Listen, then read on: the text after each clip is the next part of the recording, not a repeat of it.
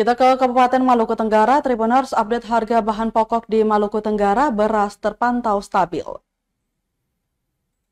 Update harga sejumlah bahan pokok atau bapok di Pasar Langgur, Kabupaten Maluku Tenggara, Malra, terpantau pada Rabu 21 Agustus 2024. Harga sejumlah komoditas bapok terpantau stabil.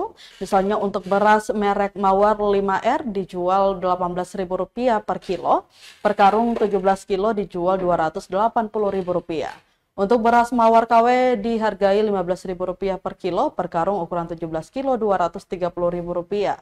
Sementara untuk telur ayam diproduksi Sulawesi dihargai Rp65.000, gula jenis KBA dijual Rp20.000 per kilo, per karung ukuran 50 kilo Rp890.000. Sedangkan untuk minyak goreng merek Kita Rp20.000 per 1 liter. Danci, salah satu pemilik kios sembako di Pasar Langgur, menuturkan stok yang disediakan pemasok untuk beberapa minggu ini melimpah. Danci mengatakan diprediksi hingga akhir bulan harga akan tetap stabil, jikapun naik pasti selaras dengan kebijakan pemerintah pusat.